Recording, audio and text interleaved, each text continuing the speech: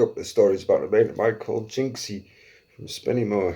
I hung around with in the early 90s and, well, during the 90s, mainly when I wasn't working.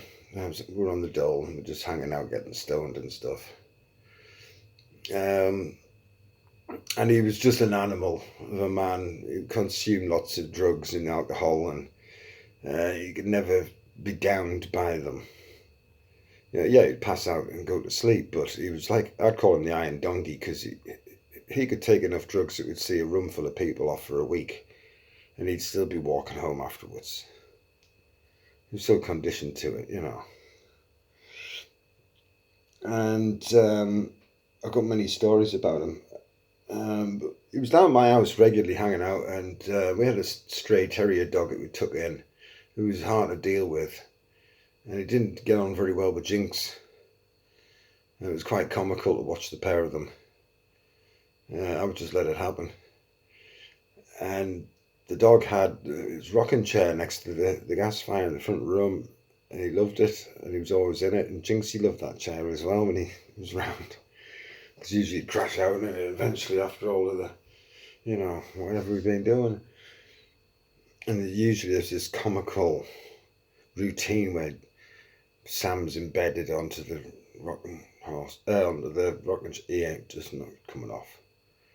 And Jinxie wants the chair, and the moment Jinxie's in the room, the dog's already got the lips are going, we know what's going to happen here.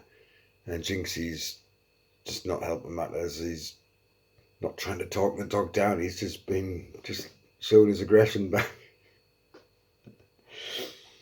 And as he approaches the chair, he's put his stuff down. He approaches the chair, and the dog's properly like, you're not on it. And Jinxie's like rocking the chair, and the dog's doing its best to hang on with everything. And, you little fucker, get him off. The dog's in front of the fire, Jinxie gets settled in there. I'm on the next quirk about Jinx and making these things. He was a compulsive obsessive on many things. And you could see that in his mannerisms and routines. And when it came to making joints, he could have got in the Guinness Book of Records for the longest time it takes to make a doobie. Because it was a major thing. It was like, he'd take his time at home. It was almost like some ancient Chinese tea ritual kind of thing. He was a major record collector. Despite being on the dole, he has first edition records by Queen and all the other big bands you could ever think of, and all the obscure ones. He just spent his benefits on those things. Good investment. He wasn't that, he was wild and crazy and not that smart, but when it came to records and that side of money, he knew his stuff. But he'd always be carrying records, and when he come to making a joint, he'd have to pick out a certain album that he liked, get it out, put it on his lap, dust it off, get the tobacco pouch, unroll it, get the stuff, everything set up. Let me start the charade with the papers, which most people would just like, okay? But no, he's got these big spade hands like me, and it's on there, and this big slobbery tongue comes out, Jabba the Hutt job, and he's literally like that. Okay, and that's like, well, soaked with my, I know you can't see that, but he lays that down. Okay, let's do this quick. So we did it on. It literally, they are sodding wet. Right, you don't have to do this shit. I'm probably exaggerating this. I probably have, because it's not going to come off the fucking thing. He ends up with this thing like this, and he has to flip it over. That's probably way too much. But you can get the idea. He's over soaking the papers with his spirit, and this whole peeling off business and wafting it in the air to dry it off, and all he had to do was that, like everybody else.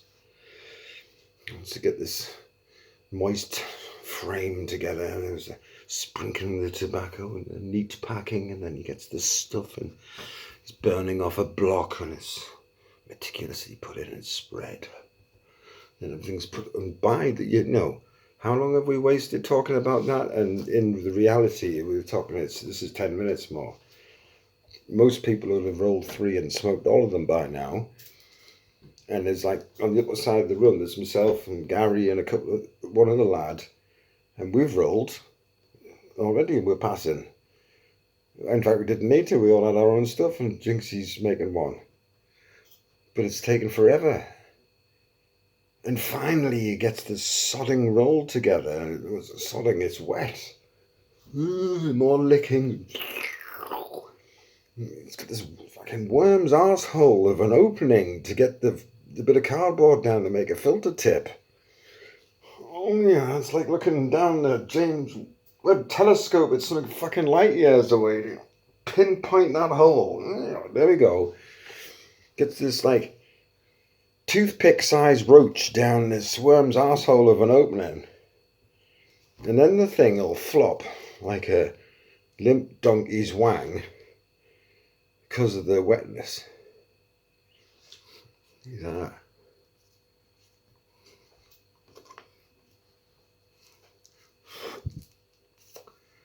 You know, it doesn't matter what it is, it's just because it hasn't been pushed in properly and the weight's just bending there because there's no tobacco there and it's fucking cocktail stick bit of cardboard. You know, trying to light the wet wang in your mouth. Anyway, he gets this time, he's got it rolled, this fucking wang, and he puts it down the side of the rocking chair that he sat on, remember? And then we start the tidy up process. He's not going to like that yet. He's still got all this shit to clean up, Mr. Obsessive. And you're now looking at the album cover with a scanning electron microscope looking for every last fucking nucleus of marijuana that might be on some obscure progressive rock album cover. And they're all back in the bag. That takes another 5 minutes. Roll it all up, elastic band it, fucking back in there. Oh my God, we've lost half an hour here. And I've been talking 5 minutes about this one. And the reality was it was approached probably 20 minutes. You know, he lost track. It just took fucking ages. So he's finally got everything packed and the bloody album covers away. We've all smoked ours and we're waiting for this one. And then he goes to pick it up and it's gone. And he erupts in anger. Immediately, he's just a short fuse. Which one of you bastards has got me joint? Howie, it's not funny. He's going on like that. What are you talking about? We've never moved. We were over here. I just put that down and it's fucking gone. Well, don't blame us. Is it not under the chair? Are you sure? And he's fucking looking. Off the chair slightly, but not really looking. Where's the fucker gone? He's getting raged in frustration. Where's this thing? I swore, it's there. And then the dog comes out between the wall and the chair from behind. Gets in front of the gas fire. It's off. There's a rug. Just fucking dog just lies down. Oh, fucking legs out. I doubt there's fucking saliva off the edge of his tongue, which is like now fucking mating with the rug. Saliva and tongue. Breathing's funny. I'm looking at the dog. Fuck, what the fuck? What the fuck is going on with that dog? He's pointing towards us, real fucking buggered. I'm like, oh shit. Oh, Jinxie, I know what's happened to your joint. Where is it? Where is it? The fucking dog's eating it. What? He fucking looks down at the dog's like, spack it off this fucking eating the joint. And it was probably because the tobacco was fucking making the dog sick more than anything initially. It's just it swallowed a whole lot of tobacco. It couldn't have been good for the dog. I know they can stomach all sorts, but the nicotine would have been pouring into the dog's system, and the marijuana following it not so long after. That dog slept a lot. It was all right. He was fine afterwards. He was a loopy dog anyway. He was a cast iron dog. You know, but ate Jinxie's joint, and then but the worst point was Jinxie started the whole routine again with the album coming out, and we're licking the papers to bits, and it took another 20 minutes before he got another smoke. So apparently an hour to roll one joint, and the dog ate the other one. And us three have probably had half a dozen each. Oh. But just to watch him erupt after the dog had picked the joint up and buggered off out of sight. And his fury because the dog had nicked it, and their love-hate relationship. You little bastard, he was going to kick the dog, you fucking dare. But he told you, just roll another one. Look at it, the fucking dog's mangled, man. We'll best get him some water. Give him 10 minutes, give him some water, and we'll give him a walk. you know. Take him out for a walk, like he's poor thing. He's walking backwards, wagging his head. I'm stoned. Made a full recovery, guys. I swear. It was a tough dog. Oh God.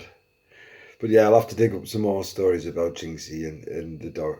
And there's many about the dog alone in parties, and how the dog gets involved with the parties as well, and chasing people on anything that's motorized. Or we've got wheels the dog chases after. And yeah, that was a wild party. But that's another story for another time, where the dog gets drunk. And it wasn't me. But I had to deal with the aftermath, though, didn't I?